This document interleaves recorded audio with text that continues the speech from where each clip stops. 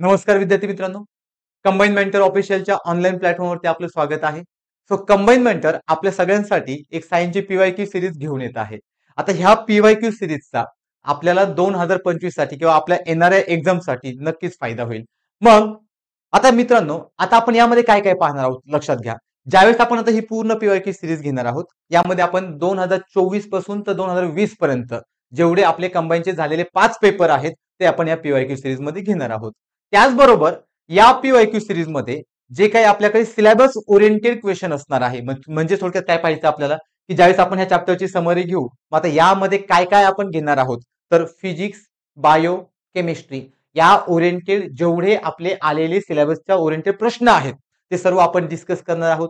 त्याचबरोबर आयोगाने विचारलेले प्रश्न त्याचा जो उत्तराचा ऑप्शन असेल तो आणि उरलेले जे बाकीचे 3 ऑप्शन आहे त्याही बद्दल आपण डिस्कशन करणार आहोत. कारण मित्रांनो, जर आयोगाने 4 ऑप्शन दिले असेल तर एक ऑप्शन हे उत्तर असणार आहे, परंतु उरलेल्या 3 ऑप्शन वरती आयोग कशा प्रकारे प्रश्न पुन्हा तयार करू शकतो, त्याच्यावरती प्रश्न कसा येऊ शकतो, आपल्याला तो कसा टॅकल करायचा त्याही बद्दल आपण इथे डिस्कशन करणार आहोत. मग आता आपल्या पुढे 2च टार्गेट असणार आहे. सो प्रश्न समजून घेणे, त्या प्रश्नाचं प्रॉपर अनालिसिस करणे, त्याचबरोबर जे 4ही ऑप्शन असतील त्या 4ही ऑप्शनचा अनालिसिस करणे, त्याच्यावरती प्रश्न कसा तयार होईल त्याबद्दल आपण डिस्कशन करणार आणि त्या प्रश्नाला कशा प्रकारे टॅकल करायचं त्याबद्दल आपण बोलणार. मग लक्षात घ्या. तो आता आपला जो पहिला प्रश्न आहे तो आपण डिस्कस करूयात. आता मित्रांनो, पहिल्या प्रश्नामध्ये जर आपण पाहिलं तर आपल्याला काय दिसतंय, मॅच द पेअर म्हणजे जोड्या लावा. मग आता जर आपण पूर्ण जोड्या लावायचा विचार केला तर जोड्या लावामध्ये आपल्याकडे 2 कॉलम आहे. पहिल्या कॉलम मध्ये शैवालांचा गट दिलेला आहे, म्हणजे आपल्याकडे असणारे अल्गेनचा ग्रुप, आणि जो दुसरा पर्याय आहे आपल्याकडे किंवा जो दुसरा ग्रुप आहे त्यामध्ये आपल्याला अल्गेचे एक्झाम्पल दिलेले आहेत.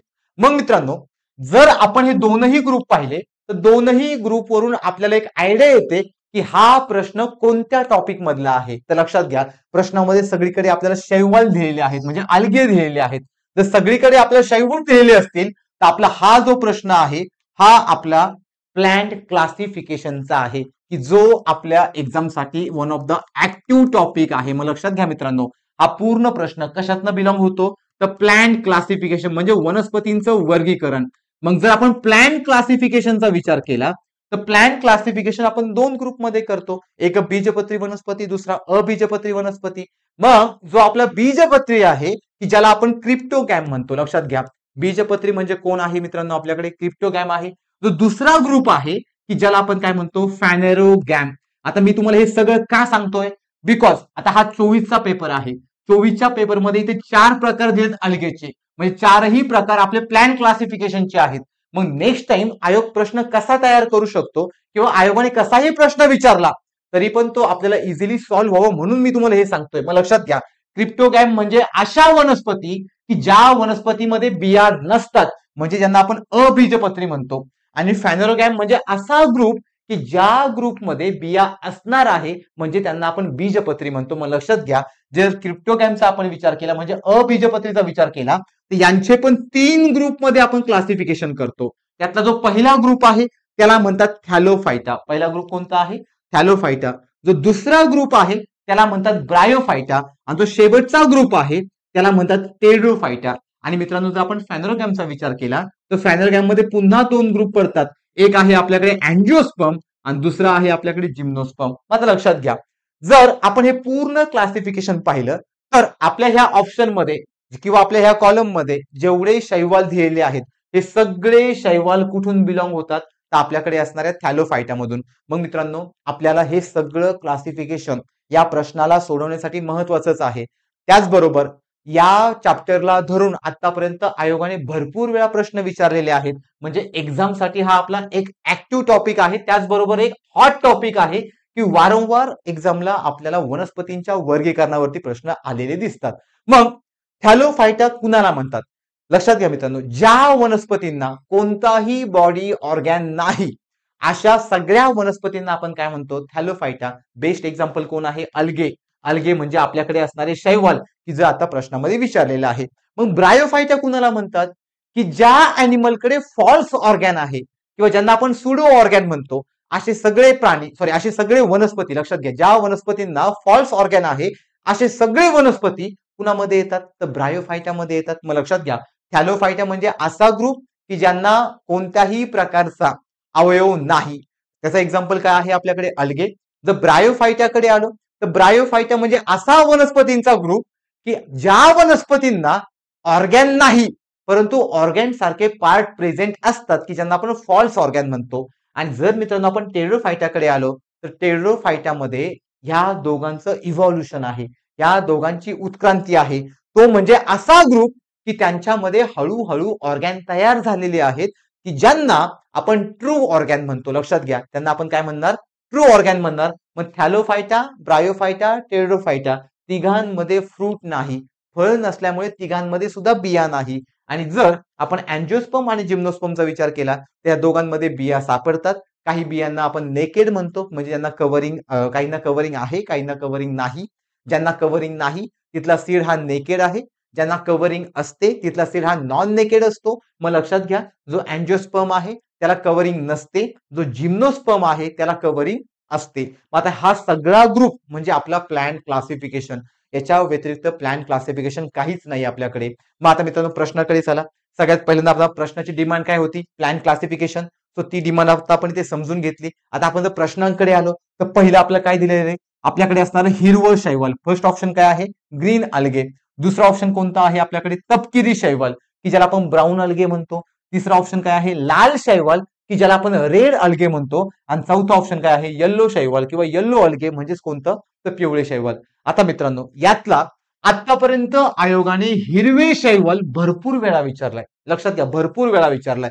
आणि जर आपण लाल अल्गे पाहिला किंवा रेड अल्गे पाहिला म्हणजे लाल शैवाल पाहिलं, हे पण आयोगाने आतापर्यंत दोनदा विचारलेला प्रश्न आहे. म्हणजे हा आपला कोणता टॉपिक झाला, तर ऍक्टिव्ह टॉपिक झाला. मग मित्रांनो जर आपण हिरवे शैवालाचा विचार केला तर हिरवे शैवाल यातलं कोणतं आहे, त्यातलं बेस्ट एक्झाम्पल हिरवे शैवाल कुणाला म्हणायचं, ज्या शैवालामध्ये, हे सगळे एक्झाम्पल आहे, ज्या शैवालामध्ये आपल्याला क्लोरोफिल पिगमेंट सापडेल की ज्याचा कलर हिरवा असणार आहे.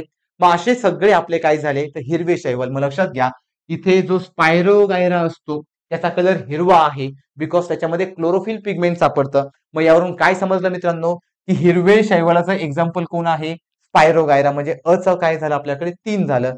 जर आपण तपकिरी शैवाल पाहिलं तर तपकिरी शैवाल आपल्याला सरगॅसम मध्ये सापडतं. मग याचं एक्झाम्पल काय झालं मित्रांनो, आपल्याकडे असणारा सरगॅसम. आणि जर आपण लाल शैवाल पाहिलं, लाल शैवाल म्हणजे रेड अल्गे, तर रेड अल्गे आपल्याला पॉलिसायफोनिया मध्ये सापडतं. आता मित्रांनो यापूर्वी आयोगाने रेड अल्गेवरती म्हणजे लाल शैवालावरती सुद्धा प्रश्न विचारलेला आहे. प्रश्न काय होता तो पहा, की लाल शैवालाचा कमर्शियल वापर कशासाठी केला जातो. म्हणजे जो कमर्शियल यूज आहे तो लाल शैवालासाठी कुठे वापरतात किंवा त्याचा वापर का का म्हणून केला जातो. तर लक्षात घ्या, रेड अल्गे हे most of plant tissue culture लॅबोरेटरीमध्ये वापरलं जातं. तर प्लांट, आता लक्षात घ्या, रेड अल्गे कुठे सापडणार, जसं आपल्याला सापडतं की जमिनीवरती हिरवं शैवाल आहे म्हणजे ग्रीन अल्गे आहे लगेच सापडतं आपल्याला.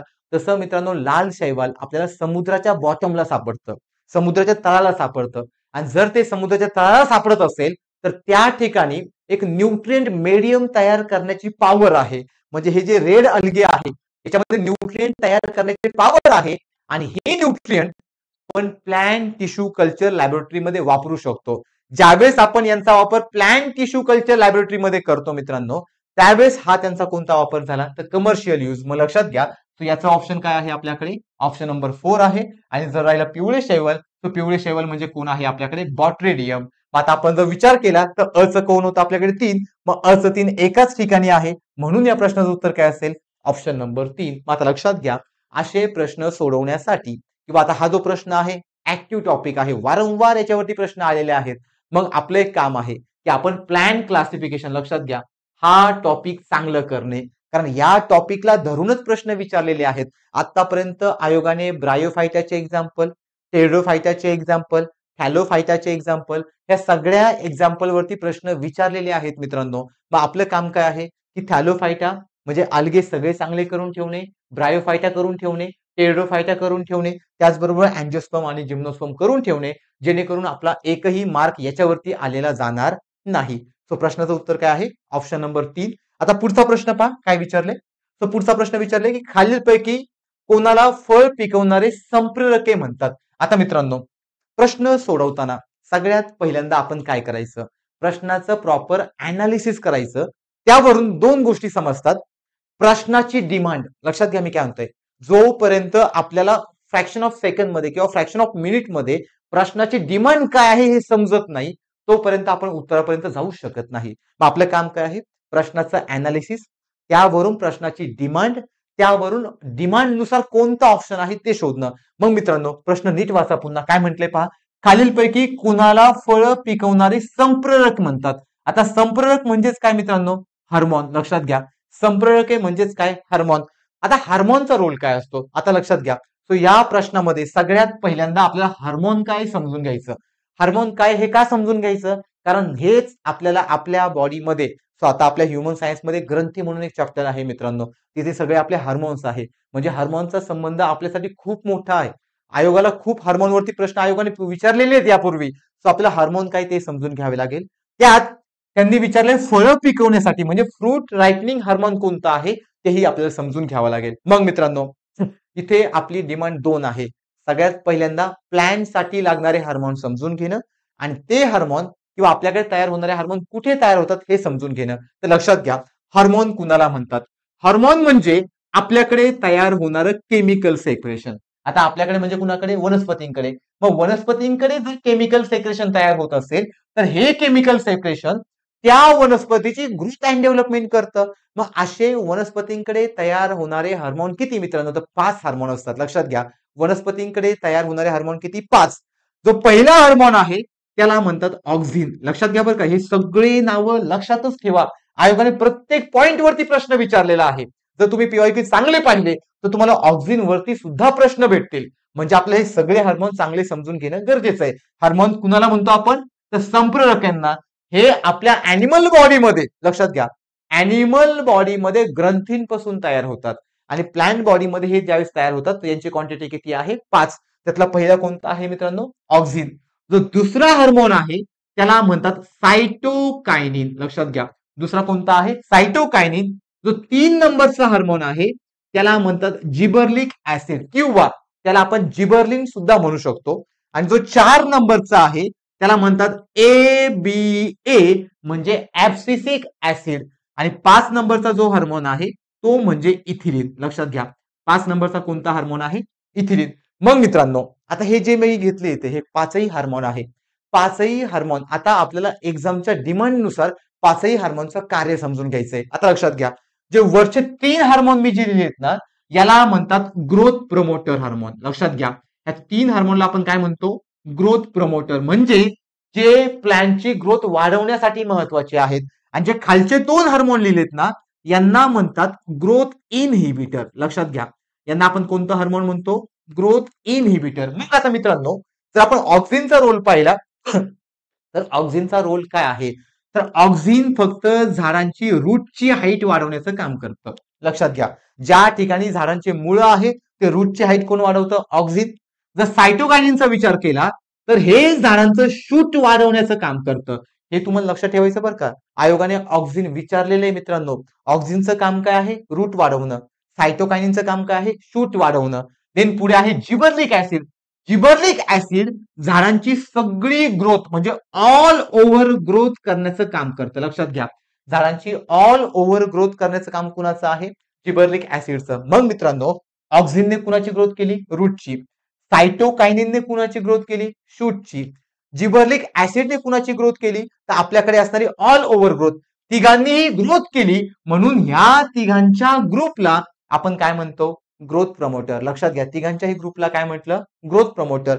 उरलेले दोन कोण, ABA आणि इथिलीन. आतापर्यंत हा प्रश्न आयोगाने विचारलाय, याचं उत्तर हे मित्रांनो म्हणजे इथिलीन आणि ABA वरती सुद्धा आयोगाने प्रश्न विचारलेला आहे.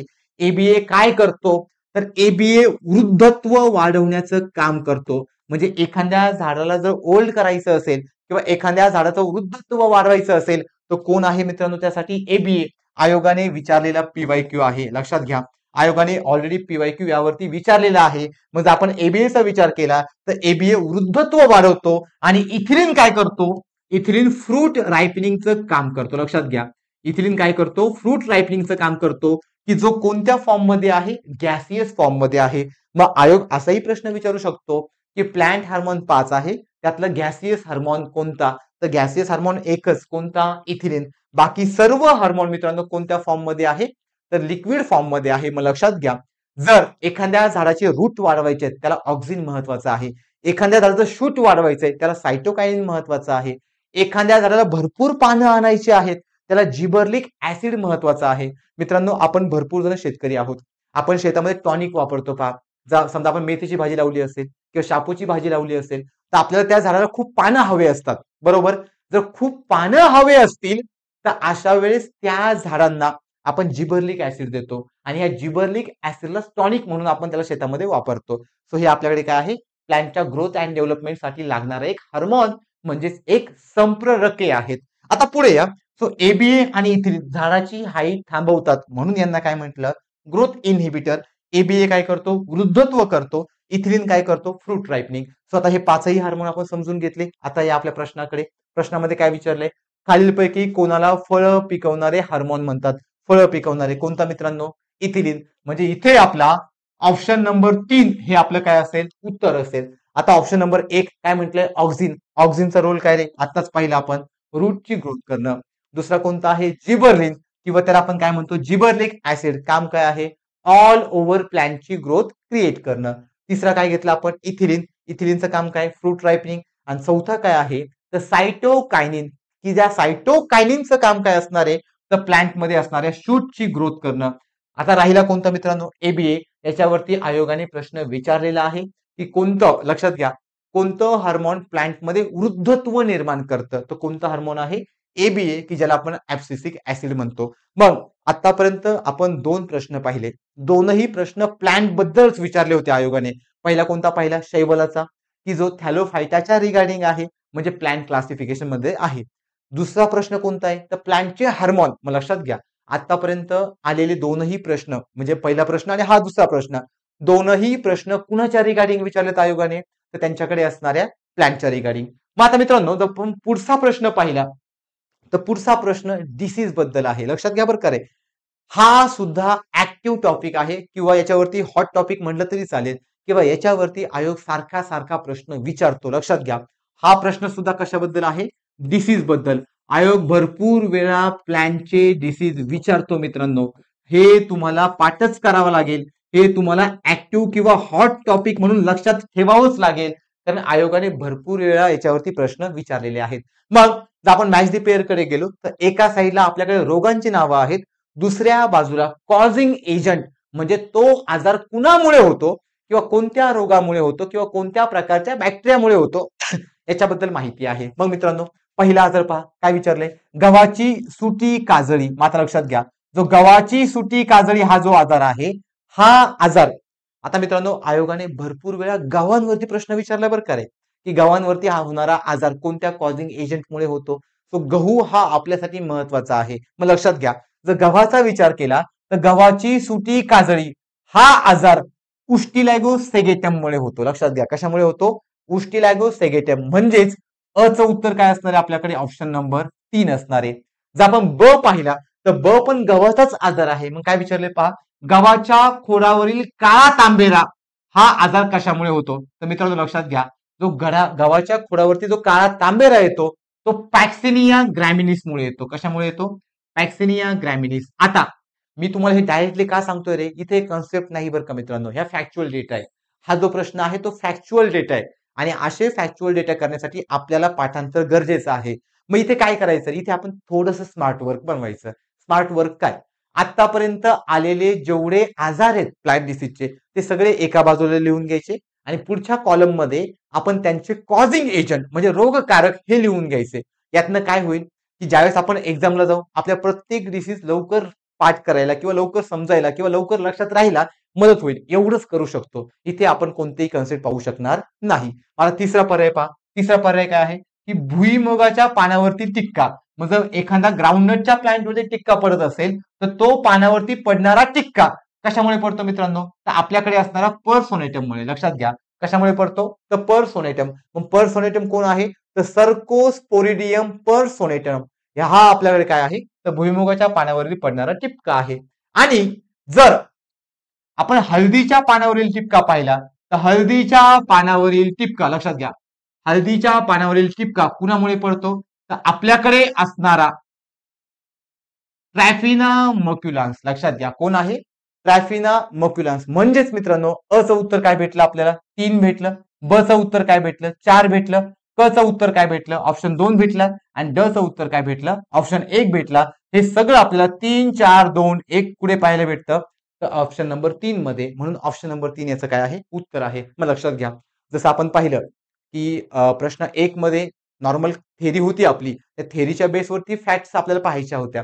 प्रश्न 2 मध्ये आपली पूर्ण कन्सेप्टला धरून तो प्रश्न होता. परंतु मित्रांनो प्रश्न तिसरा हा तिसरा प्रश्न आपल्याला जोड्या लावा जरी असला तरी फॅक्ट्स आहेत. इथे तुम्हाला म्हणजे आजार आणि ते आजार कुणामुळे होतात या 2 गोष्टी माहीत असायलाच हव्यात. मग लक्षात घ्या, असे प्रश्न सोडवण्यासाठी मित्रांनो अजिबात टेन्शन नाही घ्यायचं. एक टेबल बनवायचा. टेबलच्या एका साईडला डिसीजचे नावं आणि दुसऱ्या साईडला त्याचे कॉझिंग एजंट, की तो आजार कशामुळे झालेला आहे एवढंच करा. आणि आतापर्यंत आयोगाने विचारलेले डिसीज एवढे जरी आपण केले तरी सुद्धा आपले असे प्रश्न काय होऊ शकतात? टॅकल होऊ शकतात. आता पुढचा प्रश्न पहा काय विचारलंय, की खालीलपैकी कोणती लस त्वचेच्या थरामध्ये देण्यात येते? आता मित्रांनो काही प्रश्न आयोग कन्सेप्टला धरून विचारतो, परंतु काही प्रश्न जनरल अवेअरनेस वरती विचारतो. आता हा जो प्रश्न आहे ना जनरल अवेअरनेस वरती, का बरं? कारण लहानपणापासून आतापर्यंत आपण भरपूर वेळा व्हॅक्सिन घेतली, आपण लस घेतलीये, किंवा आपण कुणासोबत तरी गेलो एखाद्या लहान बाळासोबत, ज्यावेळेस आपण लस घेतो त्यावेळेस आपल्याला समजतं ते डॉक्टर ती लस स्नायूच्या आतमध्ये देतात, की स्नायूचा जो आपला वरती त्वचेचा भाग आहे त्या त्वचेच्या भागामध्ये देतात, किंवा काही लस ते आपल्याला ओरली देतात, लाईक ॲज अ पोलिओ. मग जर एखादी लस ओरली असेल, एखादी लस इंजेक्शन मधून असेल, हे झालं आपलं ऑब्झर्वेशन. आणि त्या ऑब्झर्वेशनला धरूनच हा प्रश्न आहे मित्रांनो. मग प्रश्न काय विचारलाय? खालीलपैकी कोणती लस ही त्वचेच्या थरामध्ये दिली जाते? मग आपली ही त्वचेला आपण इपिथेलियल टिश्यू म्हणतो, म्हणजे अभिस्तर ऊती म्हणतो. म्हणजे थोडक्यात अभिस्तर ऊतीमध्ये किंवा त्वचेच्या थरामध्ये कोणती लस दिली जाते? मग मित्रांनो आपण 4ही लसीबद्दल डिस्कशन करूयात. तो पहिली आहे टीटी. लक्षात घ्या, पहिली कोणती लस आहे? टीटी. मग आता मित्रांनो टीटी म्हणजे काय तर लक्षात घ्या, त्याला आपण मराठीत धनुर्वाताचं इंजेक्शन म्हणतो. मग टीटी का घेतली जाते रे? ज्या वेळेस गंजलेला धातू म्हणजे एक्झाम्पल लोखंड, जर लोखंड आपल्याला लागलं, जर लोखंड गंजलेलं असेल तर त्यामध्ये टीटीचे व्हायरस असतात. लक्षात घ्या मी काय म्हणतोय, त्यामध्ये टीटीचे मायक्रो ऑर्गॅनिझम असतात. आणि ज्यावेळेस ते लोखंड आपल्याला लागतं ते मायक्रो ऑर्गॅनिझम आपल्या बॉडीमध्ये एंट्री करतात आणि आपल्याला ते डिसीज क्रिएट करू शकतात. म्हणून अशा वेळेस आपण कोणतं इंजेक्शन घेतो मित्रांनो? टीटीचं. परंतु टीटीचं इंजेक्शन स्नायूंमध्ये दिलं जातं. लक्षात घ्या, कशांमध्ये दिलं जातं? स्नायूमध्ये. आणि प्रश्नाची डिमांड काय आहे? त्वचेमध्ये. म्हणून टीटी हा ऑप्शन इथे नाही. आता पुढे या, पुढे म्हटले बीसीजी. आता मित्रांनो बीसीजी लस कधी घेतली जाते? ज्यावेळेस आपल्या बॉडीमध्ये ट्युबरक्युलोसिस म्हणजे टीबीचं प्रमाण वाढतं, की ज्याला आपण कप म्हणतो, की आपला लॉंग लास्टिंग कप, म्हणजे खूप दिवस जर आपल्याकडे खोकला राहत असेल तर आपण त्याला ट्युबरक्युलोसिस म्हणजे टीबी आजार म्हणतो. या टीबीला बरं करण्यासाठी आपण कोणती लस घेतो? बीसीजी.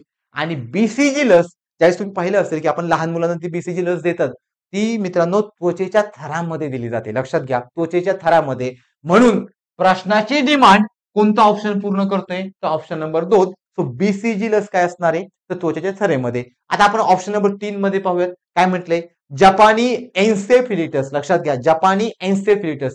आता ऍक्च्युली हा आजार मच्छरांमुळे होतो. लक्षात घ्या मी काय म्हणतोय, हा आजार मच्छरांमुळे होतो. मग मच्छर काय करतो?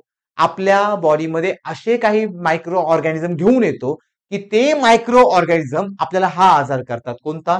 जपानी एन्सेफिलिटस. मग या आजारामध्ये काय होतं मित्रांनो? तुम्हाला वरचा आजार समजला की तो धनुर्वाताचा आहे, खालचा आजार समजला ट्युबरक्युलोसिस आहे म्हणजे क्षयरोगाबद्दल आहे, खालचा जो आजार आहे जपानी, आपल्याकडे असणारा जपानी एन्सेफिलिटस, हा आजार लक्षात घ्या, हा आजार आपल्या बॉडीमध्ये मेंटली रिटायर करतो, म्हणजे आपल्या मेंदूला कमकुवत करतो, आपल्या मेंदूला डॅमेज करतो. मग डॅमेज कशामुळे झालं? तर या आजारामुळे. आणि याचीही लस मित्रांनो आपण स्नायूमध्ये घेतो. लक्षात घ्या, याचीही लस आपण स्नायूमध्ये घेतो, यांची लस आपण त्वचेच्या थरामध्ये घेतो, यांची लस पुन्हा आपण कशामध्ये घेतो? स्नायूमध्येच घेतो. आणि जो शेवटचा आजार आहे पीतज्वर, की ज्याला आपण येल्लो फीवर म्हणतो, हा आजार पण मच्छरांपासूनच होतो.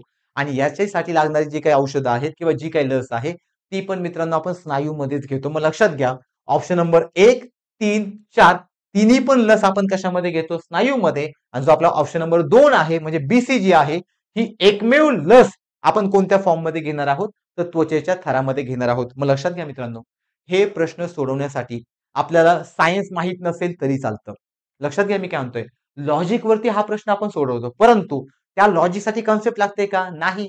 आपलं ऑब्झर्वेशन, ज्यावेळेस आपण एखाद्या व्हॅक्सिन कॅम्पसला जातो, ते कशा प्रकारे ती व्हॅक्सिन देतात म्हणजे लस देतात, हे आपलं ऑब्झर्वेशन आहे. म्हणजे जनरल अवेअरनेस वरती हा प्रश्न सुटतो. सो या प्रश्नाचं उत्तर काय आहे? तर ऑप्शन नंबर 2 आहे. सो आता पुढचा प्रश्न पहा, काय विचारलंय की बायोमेडिकल कचरा रंगीत कोडेड पिशवी वापरून वेगळा केला जातो आणि सुरक्षितपणे त्याची विल्हेवाट लावली जाते. तर कोणता रंगीत कोडेड पिशवी मानवी शारीरिक कचऱ्यासाठी वापरली जाते? आता मित्रांनो, प्रश्नाची डिमांड समजून घ्या. त्यांनी काय विचारले प्रश्नामध्ये की बायोमेडिकल कचरा. लक्षात घ्या, शब्द कोणता आलाय? बायोमेडिकल कचरा. त्यात त्यांनी एक पर्टिक्युलर कचरा सांगितलाय. कोणता? तर मानवी शारीरिक कचरा. लक्षात घ्या, पहिला अट काय सांगितली की मानवी कचरा, सॉरी बायोमेडिकल कचरा. बायोमेडिकल कचऱ्यामध्ये त्यांनी पर्टिक्युलर ऍड दिली. कोणता कचरा? तर मानवी शारीरिक कचरा. मग मित्रांनो, जसा यापूर्वीचा प्रश्न आपण जनरल अवेअरनेस वरती सोडवला किंवा कॉमन सेन्स वरती सोडवला, सेम प्रश्न कॉमन सेन्स वरती सुटतो. ज्यावेळेस आपण मोठ्या मोठ्या हॉस्पिटलमध्ये जातो मित्रांनो, तिथे कचऱ्यांच्या आपल्याला 4 पिशव्या दिसतात. तुम्ही ऑब्झर्व केलंही असेल, कचऱ्यांच्या 4 पिशव्या दिसतात. एक लाल कलरची दिसते किंवा डस्टबिन दिसतं, एक लाल कलरचं दिसतं, एक निळ्या कलरचं आहे, एक पिवळ्या कलरचं आहे आणि एक काळ्या कलरचं आहे. मग मित्रांनो, हे 4 डस्टबिन किंवा 4 कलर का वापरतात रे? बिकॉज हॉस्पिटलमध्ये वेगवेगळ्या प्रकारचे कचरा तयार होतो आणि प्रत्येकचा जो वेगवेगळ्या प्रकारचा कचरा आहे तो टाकण्यासाठी आपण त्याला कलरने आयडेंटिफाय करतो किंवा एक कलर कोड दिलेला असतो की तो कलर कोड त्या पर्टिक्युलर कचऱ्यासाठी वापरला जातो. मग प्रश्नामध्ये कोणता कचरा म्हटलंय? मानवी शारीरिक कचरा. मग मित्रांनो, मानवी शारीरिक कचरा कशाला म्हणतात? समजा मी दवाखान्यात गेलो, समजा माझी सर्जरी आहे, सर्जरीमध्ये समजा डॉक्टरांनी काहीतरी बॉडीचा एक टिश्यू कट केला आणि तो फेकून दिला. जर तो टिश्यू कट करून फेकून दिला किंवा उतींचा भाग फेकून दिला, तर डॉक्टरांनी कट केलेला उतींचा भाग किंवा टिश्यू म्हणजे कोणता कचरा झाला? तर मानवी शारीरिक कचरा. मग लक्षात घ्या मित्रांनो, हॉस्पिटलमध्ये कोणकोणत्या कचऱ्याच्या पिशव्या असतात? सगळ्यात पहिल्यांदा आपल्याला रेड कलर पाहायला मिळतो. आपण ऑप्शन नुसार जाऊयात. दुसरा आपला कोणता कलर पाहायला मिळतो? येल्लो कलर, की ज्याला आपण पिवळी पिशवी म्हणतो. तिसरा कोणता आहे आपल्याकडे? ब्ल्यू कलर आहे. आणि अजून एक कलर सापडतो तो म्हणजे ब्लॅक कलर. मग लक्षात घ्या, ह्या 4 कलरच्या पिशव्या आपल्याला हॉस्पिटलमध्ये पाहायला भेटतात. मित्रांनो, त्यातला जो रेड कलर आहे, रेड कलर कशासाठी वापरतात? जो संसर्गजन्य कचरा आहे, लिहून ठेवा बरं का, नाही महत्वाचा आहे, जो आपल्या हॉस्पिटलमध्ये संसर्गजन्य कचरा आहे हा टाकण्यासाठी आपण कोणता कलर वापरतो? लाल कलर म्हणजे रेड कलर. लक्षात घ्या. मग संसर्गजन्य कचरा कुणाला म्हणतात? तर सिंपल आहे. समजा मी गेलो हॉस्पिटलला, मला एक इंजेक्शन दिलं, मग आता मला सांगा तेच इंजेक्शन तुम्हाला देतील का रे? नाही. का नाही? बिकॉज त्या इंजेक्शनमुळे इन्फेक्शन होईल. म्हणजे काय होईल? संसर्गजन्य. मग मित्रांनो, ते इंजेक्शन फेकायचं कुठे? तर लाल पिशवीमध्ये किंवा लाल डब्यामध्ये. समजलं का? मग अशा कचऱ्याला आपण काय म्हणणार? संसर्गजन्य कचरा. मग यामध्ये आपलं ड्रेसिंगचं सामान असेल किंवा आपण वापरलेलं एखादं बँडेज असेल किंवा तुम्ही वापरलेलं इंजेक्शनची सुई असेल की ज्याला आपण नेडेल म्हणतो. सो अशा सगळ्या गोष्टी कशामध्ये येतात? संसर्गजन्य कचऱ्यामध्ये, की जे आपण लाल पिशवीमध्ये टाकतो. देन पुढे या. पुढे कोणती पिशवी आहे? येल्लो. येल्लो म्हणजे पिवळी. पिवळ्या पिशवीमध्ये ज्यावेळेस डॉक्टर सर्जरी करतात, सर्जरी करताना जो मानवाचा राहिलेला भागाचा कचरा आहे की ज्याला आपण शारीरिक कचरा म्हणतो किंवा मानवी कचरा म्हणतो, हा मानवी कचरा आपण कशामध्ये टाकतो? येल्लो पिशवीमध्ये. लक्षात घ्या, इथे आपला कोणता कचरा असणार आहे?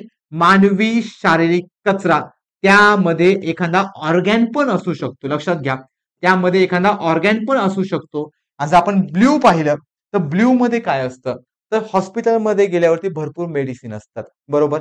काही मेडिसिन काचेच्या बॉटलमध्ये असतात किंवा काही कचरा हा साधा कचरा असतो. मग काचेचा कचरा, साधा कचरा, हे सगळे कचरे कोणत्या पिशवीमध्ये असतात मित्रांनो? ब्ल्यू बॅगेमध्ये किंवा ब्ल्यू कलरच्या त्या कोडेड, त्या म्हणजे जो काही तिथे बकेट असेल, पिशवी असेल, काही पण असेल, त्या ब्ल्यू कलर मध्ये कोणता कचरा असतो? तर काचेचा कचरा किंवा साधा कचरा हॉस्पिटलचा आपण तिथे ठेवतो.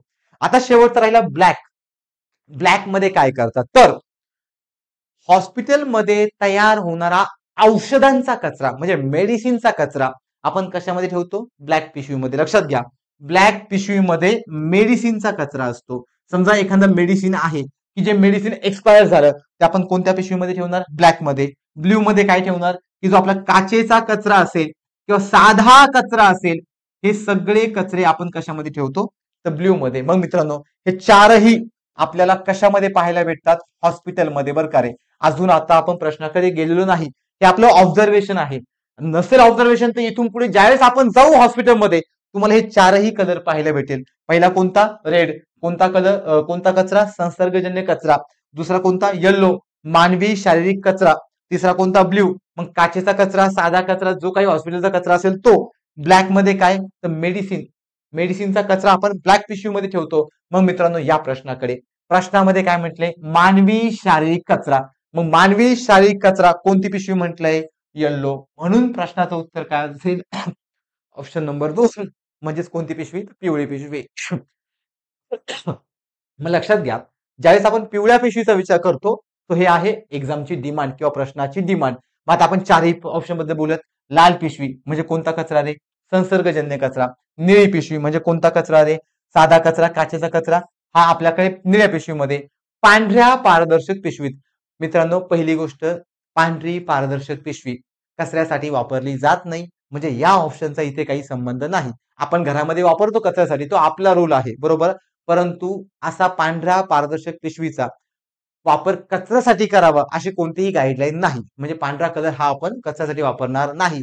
आणि राहिला विषय ब्लॅकचा, की जो आपल्या हा ऑप्शन मध्ये नाही. मग ब्लॅक मध्ये आपण कोणता कचरा ठेवतो? तर आपल्याकडे असणारा मेडिसिनचं वेस्ट. मग लक्षात घ्या, आता आयोगाने विचारला येल्लो बद्दल, आयोगाने नेक्स्ट टाइम याच्याबद्दल जरी विचारला तरी पण आपले मार्क जाता कामा नाही. मग या प्रश्नाचं उत्तर काय आहे? तर ऑप्शन नंबर 2 आहे. आता पुढचा प्रश्न पहा, काय विचारलंय? आहारातील प्रथिनांची कमतरता कोणत्या आजारास कारणीभूत ठरते? मित्रांनो, प्रश्नामध्ये 2 डिमांड आहे. पहिलं काय? प्रथिने. लक्षात घ्या, म्हणजे प्रथिनांची कमतरता, आणि त्या कमतरतेमुळे होणारा आजार ही दुसरी डिमांड. आता लक्षात घ्या, हा टॉपिक सुद्धा ऍक्टिव्ह आहे. मित्रांनो, हा प्रश्न आहे न्यूट्रिशन चॅप्टरचा, की ज्याला आपण मराठीत कोणता चॅप्टर म्हणतो? पोषण. लक्षात घ्या, चॅप्टर कशातला आहे हा? पोषण म्हणजे न्यूट्रिशन. मग न्यूट्रिशन मध्ये 2 प्रकारचे न्यूट्रिएंट पाहायला मिळतात.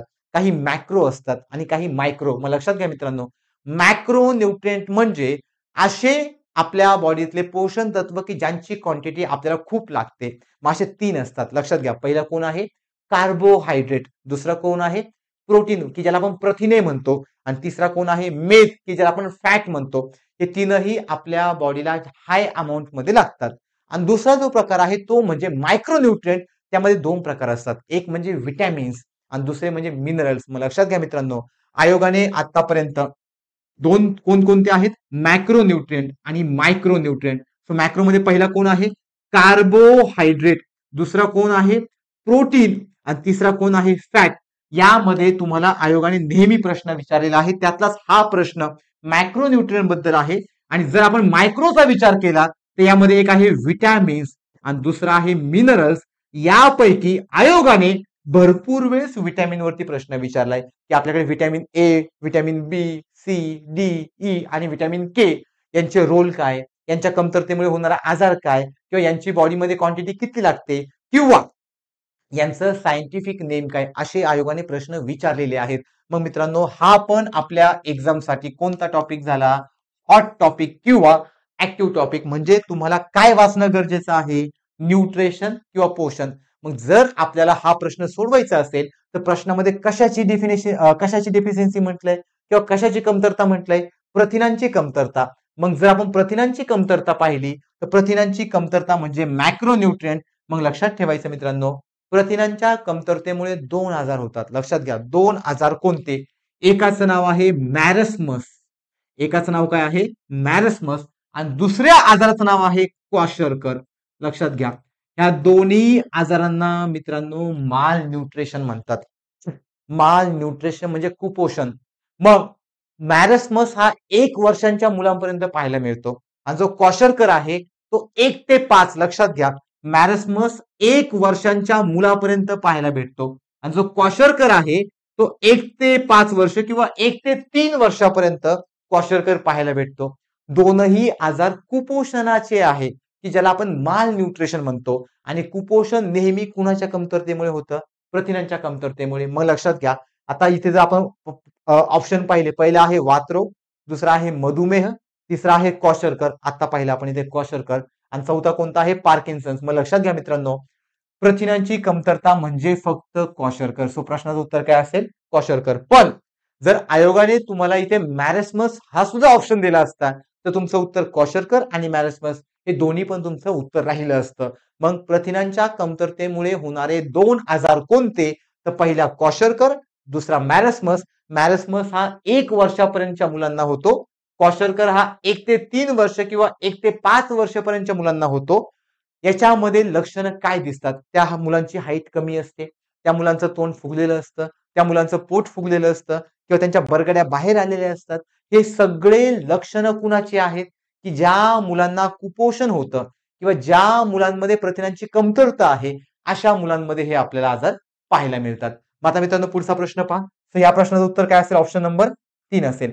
पुढचा प्रश्न एकदम सोपा आहे. आपल्याला इमॅजिन करून लिहायचा आहे प्रश्न. काय म्हटले पहा, सस्तन प्राण्यांची लक्षणे खालीलप्रमाणे असतात. आता मित्रांनो सगळ्यात पहिल्यांदा सस्तन प्राणी काय आहे ते समजून घ्यायचंय. सस्तन म्हणजे आपण स्वतः. लक्षात घ्या, सस्तनलाच आपण मॅमल्स म्हणतो. सस्तन प्राण्यालाच आपण काय म्हणतो? मॅमल्स म्हणतो. मग मॅमल्स म्हणजे कोण? तर ज्यांच्याकडे स्तन ग्रंथी आहे. लक्षात घ्या, ज्या प्राण्यांकडे स्तन ग्रंथी आहे म्हणजे ते झाले सस्तन, म्हणजेच त्यांना आपण काय म्हणणार आहे? मॅमल्स. या स्तन ग्रंथींना म्हणतात मॅमरी ग्लँड. मग लक्षात घ्या मित्रांनो, आपल्याकडे पुरुष आणि स्त्रिया दोघांकडे पण काय आहे? स्तन ग्रंथी. म्हणजे आपण दोघे पण काय झालो? मॅमल झालो. म्हणजेच काय झालो? आपण सस्तन प्राणी झालो. मग प्रश्नाच्या डिमांडनुसार आधी सस्तन प्राणी काय आहे ते आपण समजून घेतलं. पुढे काय म्हटले पहा, सस्तन प्राण्यांची लक्षणे खालीलप्रमाणे असतात. मग 4 वाक्य आहेत, ती लक्षणे आपल्या बॉडी सोबत मॅच होतात की नाही ते पाहायचंय. मग आता मित्रांनो प्रश्न सोडवण्यासाठी हा लॉजिक लावायचंच नाही किंवा कोणती वेगळी कन्सेप्ट वापरायचीच नाही. फक्त प्रश्नाचं एक वाक्य पाहायचं, आपल्या बॉडी सोबत कम्पेअर करायचं, विषय संपला. तेवढंच करायचंय. मग पहिलं वाक्य काय म्हटले पहा, यांच्या अंगावरती केस असतात. लगेच आपला हात पाहायचा, दिसतात का अंगावरती केस? दिसतात. म्हणजे पहिलं वाक्य काय मित्रांनो? बरोबर. हे कधी समजलं? जर आपल्याला सस्तन प्राणी काय आहे हे समजलं तरच आपल्याला पुढे सोडवता येईल. मग लक्षात घ्या, सस्तन प्राणी म्हणजे आपण स्वतः. आपण स्वतः, आपल्याकडे मॅमरी ग्लँड आहे की ज्याला आपण कोणत्या ग्रंथी म्हणतो? स्तन ग्रंथी. स्तन ग्रंथी आहे म्हणजे आपण काय झालो? सस्तन. मग पहिलं वाक्य काय आहे? यांच्या अंगावरती केस असतात. येस आहेत, दिसतात अंगावरती केस, म्हणजे वाक्य बरोबर. दुसरं वाक्य काय म्हटलंय? हृदयाला 3 कप्पे असतात. आता मला सांगा, ह्युमन आहे आपण, प्राणी आहोत बरोबर. आपल्याकडे किती कप्प्यांचं हृदय? 4. यांनी किती म्हटले? 3. वाक्य चुकलं बरोबर. मग आपल्याकडे 4 कप्पे कोणते मित्रांनो? आपण असं हृदय काढतो पहा, एका साईडला आपल्याकडे राईट एट्रियम आहे, दुसऱ्या साईडला लेफ्ट एट्रियम आहे, एका साईडला राईट वेंट्रिकल आहे आणि दुसऱ्या साईडला लेफ्ट वेंट्रिकल. यांनी किती म्हटले? 3 कप्पे. इथे कप्पे किती झाले? 1 2 3 4. मग किती हवेत आपल्याला? 4. म्हणून ऑप्शन ब कसा आहे? चुकीचा. ऑप्शन क कडे या. काय म्हटले पहा, मादीमध्ये स्तन ग्रंथी असतात. मी तुम्हाला सस्तनचा मिनिंग सांगितला. सस्तन म्हणजे कोणते प्राणी की ज्यांच्याकडे स्तन ग्रंथी असतात. मग आपल्याकडे स्तन ग्रंथी आहे. आपल्याकडे जे फिमेल पॅरेंट असतात म्हणजे ज्या स्त्रिया आहेत त्यांच्याकडे पण स्तन ग्रंथी आहे. म्हणजे हा पण ऑप्शन कसा आहे? तर बरोबर आहे. आता ड कडे या. काय म्हटलंय पहा, काही सस्तन प्राणी अंडी घालतात. यस, हे पण वाक्य बरोबर आहे मित्रांनो. मग लक्षात घ्या, इथे बरोबर कोणता आहे? अ बरोबर, क बरोबर, ड बरोबर, म्हणजे अ क ड. सो ऑप्शन नंबर 4 लक्षात घ्या. ऑप्शन नंबर 4 मध्ये अ क ड सगळं बरोबर आहे, फक्त ब चुकीचं आहे. मग मित्रांनो हा प्रश्न सोडवण्यासाठी वेगळं लॉजिक लावण्याची गरज पडली का? नाही. फक्त तुम्हाला एक शब्द माहित असायला हवा होता, तो म्हणजे काय? सस्तन म्हणजे काय? सस्तन ज्यावेळेस तुम्हाला कळलं की आपणच सस्तन आहोत, तर हे 4ही वाक्य आपल्याला आपल्या बॉडी सोबत कम्पेअर करायचे होते. ज्यावेळेस यांना आपण आपल्या बॉडी सोबत कम्पेअर करतो, लगेच आपल्याला समजतं की आपल्या बॉडीमध्ये असणारे हे सगळे कॅरेक्टर आहेत. म्हणजे यातलं बरोबर कोणतं, चुकीचं कोणतं. सो प्रश्नाचं उत्तर काय असेल? अ क ड योग्य, ब चुकीचं, म्हणजे ऑप्शन नंबर 4. पुढच्या प्रश्नाकडे या. काय म्हटले पहा, पायसेस या वर्गामध्ये मासे मोडतात कारण. आता मित्रांनो हा थोडासा एक म्हणजे असा डिफिकल्ट नाही म्हणू शकत आपण, पण डीप मधला प्रश्न आहे. आता पायसेस काय आहे? तर यासाठी तुम्हाला ॲनिमल क्लासिफिकेशन चांगला करावं लागेल. लक्षात घ्या, कोणता चॅप्टर चांगला करायचा आहे? ऍनिमल क्लासिफिकेशन म्हणजे प्राण्यांचं वर्गीकरण. मित्रांनो, एक गोष्ट समजली का तुम्हाला? पहिला प्रश्न प्लॅन क्लासिफिकेशन वरती होता. आता हा जो प्रश्न 73 नंबरचा प्रश्न आहे, हा ऍनिमल क्लासिफिकेशन वरती आहे. म्हणजे आयोगाने प्राण्यांचं वर्गीकरण आणि वनस्पतींचं वर्गीकरण दोघांवरती सुद्धा प्रश्न विचारलाय. लक्षात घ्या मित्रांनो, हॉट टॉपिक आहे. आयोगाने भरपूर वेळा प्रश्न विचारलाय, हॉट टॉपिक आहे. चांगलाच करून ठेवा, 100% प्रश्न येणार. मग ज्यावेळेस आपण प्राण्यांचं वर्गीकरण पाहतो, मग यामध्ये आपल्याकडे फायलम पोरिफेरा आहे, फायलम ॲनिलिडा आहे, फायलम आर्थ्रोपोडा आहे, फायलम मोलुस्का आहे, phylum Aschelminthes, phylum Platyhelminthes, phylum Cnidaria, phylum Hemichordata आणि फायलम कॉर्डेटा. मग लक्षात घ्या, आता मी तुम्हाला जेवढे फायलम सांगितले म्हणजे तेवढे सगळे फायलम आपल्या या वनस्पतींच्या या प्राण्यांच्या वर्गीकरणामध्ये आहेत. मग यामध्ये जो आपल्याकडे क्लास आहे, लक्षात घ्या, क्लास स्पायसेस हा व्हर्टिब्रेटामध्ये येतो. म्हणजे ज्या प्राण्यांना व्हर्टिबल कॉलम आहे त्याला नोटोकॉड म्हणतात. मग असे सगळे प्राणी फायलम व्हर्टिब्रेटामध्ये येतात. याचे मित्रांनो 6 क्लास आहेत. त्यातला एक क्लास म्हणजे कोण आहे आपल्याकडे? पायसेस. मग पायसेस म्हणजे काय? तर लक्षात घ्या, तुम्ही सगळ्यांनी मासा खाल्लाय मित्रांनो. माशांना मध्ये एक हाड आहे पहा, सेंटरचा हाड, तो त्यांचा पाठीचा कणा आहे, म्हणून त्यांना आपण फायलम व्हर्टिब्रेटा म्हणतो. आणि त्यांचा ग्रुप आपल्यापेक्षा थोडासा वेगळा आहे म्हणून आपला क्लास वेगळा, त्यांचा क्लास वेगळा. आपण मॅमल्स आहे मित्रांनो. आताच प्रश्न पाहिला, आपण मॅमल्स आहोत आणि हे क्लास कोणता आहे? पायसेस. मग लक्षात घ्या, यामध्ये सगळे मासे येतात. यामध्ये सगळे मासे. मग आता मला सांगा, जसं आपण यापूर्वीचा प्रश्न आपण स्वतःला फील करून पाहिला, तसा आताचा प्रश्न माशांना फील करायचा. कारण प्रश्नामध्येच म्हटलंय पायसेस या वर्गामध्ये कोण येतात? मासे. मग मित्रांनो, अजिबात लई जास्त मोठं सायन्स वापरायचं नाही, फक्त लॉजिक लावायचं. मग डोळ्यासमोर मासा ठेवा. जर डोळ्यासमोर मासा ठेवला तर पहिलं वाक्य पहा, काय म्हटलंय? ते पूर्णतः जलीय जीवनामध्ये रूपांतरित झालेले आहेत. मग आता मला सांगा मित्रांनो, माझ्यासमोर मासा आहे. मासा फक्त राहतो कुठे? पाण्यामध्ये. म्हणजे पहिलं वाक्य काय झालं? बरोबर. सो काही लावायचंय का डोकं? नाही, फक्त इमॅजिन करा समोर मासा आहे. सेकंड पॉइंट काय म्हटलंय? त्यांचे हृदयाचे 3 कप्पे असतात. नाही, त्यांच्या हृदयाचे 2 कप्पे असतात, म्हणून हे वाक्य चुकलं. याच्यावरून एक कळलं का रे? सस्तन प्राण्यामध्ये पण आयोगाने हृदयाचंच वाक्य चुकवलं होतं आणि याही प्रश्नामध्ये आयोगाने हृदयाचंच वाक्य चुकवलंय. म्हणजे आयोगाला हृदयाचे कप्पे आवडतात. आणि ज्यावेळेस आपण आयोगाला हृदयाचे कप्पे आवडतात, मग आपल्याला पण तेच वाचायला आवडायला पाहिजे. मग लक्षात घ्या, हृदयाचे कप्पे माशांमध्ये 2 असतात आणि आपल्यामध्ये 4 असतात. आपलं ब्लड सारखं सारखं हृदयाकडे येतं, म्हणून आपलं ब्लड गरम असतं, त्याला वॉर्म ब्लडेड म्हणतात. मासा तुम्ही आता हातामध्ये घेतलाय, इव्हन काही लोकांनी खाल्ला पण असेल. मासा थंड असतो मित्रांनो. थंड म्हणजे त्याचं ब्लड कोल्ड ब्लडेड आहे, म्हणजे त्याचं रक्त शीत आहे. शीत कशामुळे? कारण त्याच्या हृदयामध्ये 2च चेंबर असतात. सो वाक्य 2, वाक्य ब कसं आहे? चुकीचं. वाक्य क पहा, पुन्हा समोर मासा ठेवा. काय म्हटलंय? त्यांचं रक्त कसं आहे? शीत रक्त.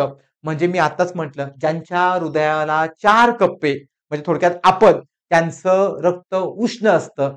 ज्यांच्या हृदयाला 2 किंवा 3च कप्पे, त्यांचं हृदयातनं वाहणारं ब्लड हे थंड असतं, की ज्याला आपण शीत रक्त म्हणतो. म्हणजे क हे वाक्य कसं आहे? बरोबर आहे. पुन्हा मासा समोर ठेवा. चौथं वाक्य पहा, काय म्हटलंय? त्यांच्या शरीरावरती खवले असतात. मग आता हा मासा आहे, खवले असणार का? असणार ना. सो हे पण वाक्य काय? बरोबर. म्हणजे पुन्हा ब चुकलं. अ बरोबर, क बरोबर, ड बरोबर. मग अ, क, ड कुठे आहे? तर ऑप्शन नंबर 3 मध्ये आहे. मग मित्रांनो, हा प्रश्न आणि याच्या आधीचा प्रश्न लॉजिक, फक्त लॉजिकने सुटतो. त्यासाठी समोर मासा ठेवा, समोर स्वतःला ठेवा, म्हणजे आपण समोर सस्तन प्राणी. सो या मागचा प्रश्न सस्तन प्राण्यांचा, हा प्रश्न पायसेस म्हणजे माशांचा. काही वेगळं सायन्स वापरलं का? नाही, फक्त आपण आपला प्रेझेन्स ऑफ माइंड वापरून हा प्रश्न सोडवू शकतो. सो प्रश्नाचं उत्तर काय आहे? Option number 3. आता पुढचा प्रश्न पहा. हायड्राच्या नेमॅटोब्लास्ट मध्ये सापडणाऱ्या विषाचे नाव सांगा. आता जर हा प्रश्न पाहिला मित्रांनो, फॅक्च्युअल आहे, तरी पण आपण थोडीशी कन्सेप्ट समजून घेऊयात. तर आपल्याला एक माहित आहे, आपल्याकडे रिप्रोडक्शन म्हणजे प्रजनन 2 प्रकारामध्ये डिवाइड असतं. एक सेक्स्युअल, की ज्याला आपण लैंगिक म्हणतो, दुसरं असेक्स्युअल, की ज्यांना आपण अलैंगिक म्हणतो. मग मित्रांनो, जर आपण असेक्स्युअलचा विचार केला तर त्याचा बेस्ट एक्झाम्पल कोण आहे? हायड्रा. मग हायड्राचं असेक्स्युअल रिप्रोडक्शनने आपण त्याला रिप्रोड्यूस करतो. त्यासाठी हायड्रा बडिंग करतो मित्रांनो. काय करतो? बडिंग. मात्र लक्षात घ्या, हायड्राचं डायग्राम मी तुम्हाला इथे काढून दाखवतो. समजा आता हा आपला हायड्रा आहे, तर हायड्राला वरती असे दंड पेशी असतात. लक्षात घ्या, हायड्राला वरती हे असे काय आहेत, दंडपेशी. या दंडपेशींना आपण म्हणतो, काय म्हणतो, नेमॅटोब्लास्ट. लक्षात घ्या, काय म्हणतो आपण त्यांना, नेमॅटोब्लास्ट. आणि ह्या नेमॅटोब्लास्टला काय करतात, समजा हे माझा हायड्रा आहे, हे वरती असे नेमॅटोब्लास्ट आहेत. हे नेमॅटोब्लास्ट काय करतात, जर यांच्या कॉन्टॅक्ट मध्ये एखादी शिकार आली किंवा यांना एखादा धोका असेल तर हे नेमॅटोब्लास्ट त्या लिव्हिंग ऑर्गॅनिझमला जवळ घेतात, त्याला दंश करतात. जसं साप चावतो ना, सेम हे दंश करतात. दंश करतात याचा अर्थ यांच्या बॉडीमध्ये पॉइझन आहे, यांच्या बॉडीमध्ये विष आहे. मग दंश का केलं रे? पहिली गोष्ट, यांना यांच्यापासून संरक्षण मिळवायचे. दुसरी गोष्ट, समजा यांना यांची शिकार करायची, मग शिकार करण्यासाठी यांच्या बॉडीतलं पॉइझन यांच्या बॉडीमध्ये जाणं गरजेचं आहे. किंवा यांना यांचं संरक्षण करायचं असेल तर यांना किल करणं गरजेचं आहे. मग यासाठी यांच्या बॉडीमध्ये जे पॉइझन असतं ते म्हणजे मित्रांनो हिप्नोटॉक्सिन. लक्षात घ्या, कोणतं पॉइझन आहे, हिप्नोटॉक्सिन. सो फॅक्च्युअल डेटा आहे, एवढं समजून घ्या. बाकीच्या ऑप्शन बद्दल बोलत आता आपण. सो प्रश्नाचं उत्तर काय असेल, ऑप्शन नंबर 2. आता बाकीचा ऑप्शन, पहिला ऑप्शन कोणता आहे, ग्लुटॅथिओन. आता मित्रांनो ग्लुटॅथिओन काय आहे, हा आपल्या बॉडीतला अँटी ऑक्सिडंट आहे. लक्षात घ्या, ग्लुटॅथिओन काय आहे, अँटी ऑक्सिडंट. मग याचं काम काय, तर आपल्याला माहिती आहे मित्रांनो, आपल्या बॉडीमध्ये फ्री रॅडिकल असतात आणि हे फ्री रॅडिकल आपले टिश्यू किंवा आपले सेल डॅमेज करतात, जेणेकरून आपण आजारी पडतो किंवा भयंकर आपला आजार होऊ शकतो. मग आपल्या बॉडीतले फ्री रॅडिकल काढण्यासाठी आपल्याला कुणाची गरज असते, अँटी टॉक्सिडंटची. मग लक्षात घ्या, जर आपण अँटी ऑक्सिडंट पाहिलं तर ती प्रॉपर्टी कुणाची आहे, ग्लुटॅथिओनची. आणि जर आपण 3 नंबरचा ऑप्शन पाहिला तो कोणता आहे, मॅलॅथिओन.